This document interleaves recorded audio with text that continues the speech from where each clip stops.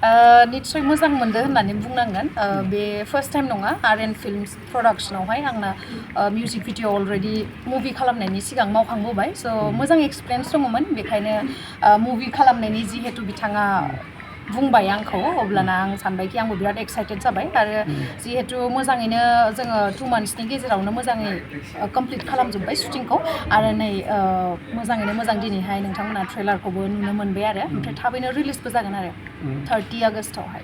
खावलायनायाथ' सिगां जेरैबायदि खावलायबोदों थिग बेफोरबायदिनो दिनै जिहेतु आरएन फिल्म प्रडाक्शननिफ्राय जा थैसाम 2 मुभि ओंखारदों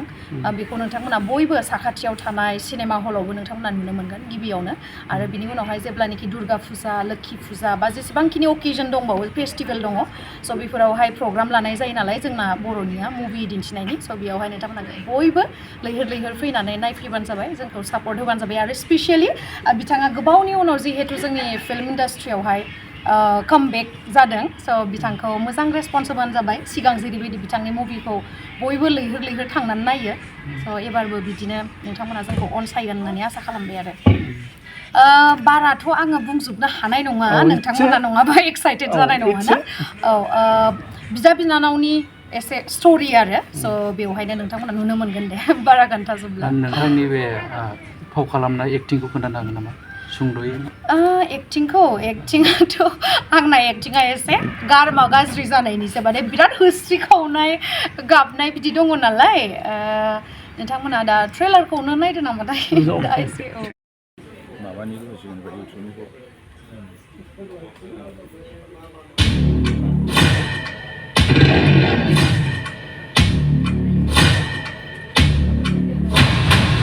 %50 share ama danibo.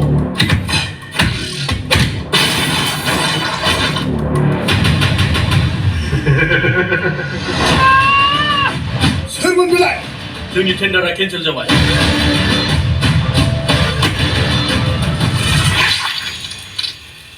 और एक बकरी आ गया मरने के लिए आदा नोंनि बेफोरबायदि अननायखौ आं माबोरै नागारनानै थांनो आदा नों बेफोरखौ माबानो गोमादों आंनि अननायाव अराय समनि थाबाय थागोन आयै फिसाफोर बेसेबा गोबावनिफ्राय दिनैसो ज' नुबाय आङो ओंखारलां आं नोंनि फंबायजों हाबा जानो राजि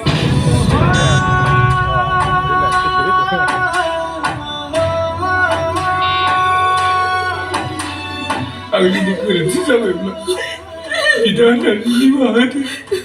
आदा आं मिथिगौ नों आंनि खाथियावनो दङ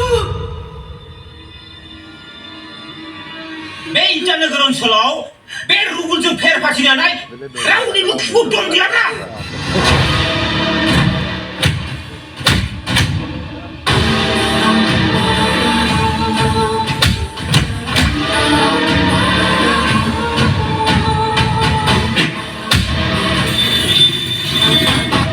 जाय आखाइजों नों दिनै आंखौ सोबाबाय बे आखाइजोंनो नोंनि गासै प्रपार्टिखौ आंनो लिरनानै होनांगोन सना आरो बेफोरबायदिबासो गामियाव जना खोथायनांगोन नङाब्ला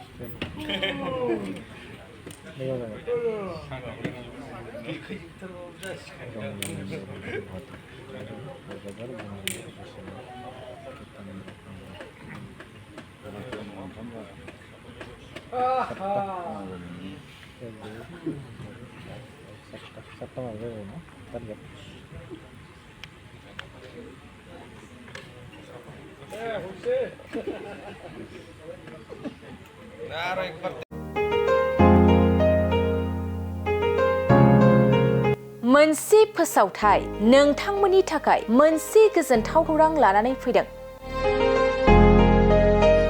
अदालगुरि जिल्लानि सिङाव थानाय डिमाकुसि बरंगाजुलिनि पिपल हलियाव लानानै फैदों नोंथांमोननो लेब्रा मुंनि गंसे गोदान रिजर्ट। नोंथांमोना बे लेब्रा मुंनि गंसे गोदान रिजर्टखौ तामुलपुर रडनिफ्राय फैब्ला सुख्लाय ब्रिजनि आगदा आरो अदालगुरि रडनिफ्राय फैब्ला सुख्लाय ब्रिजनि सिगाङाव आगसिथिंजाय मोननो हागोन।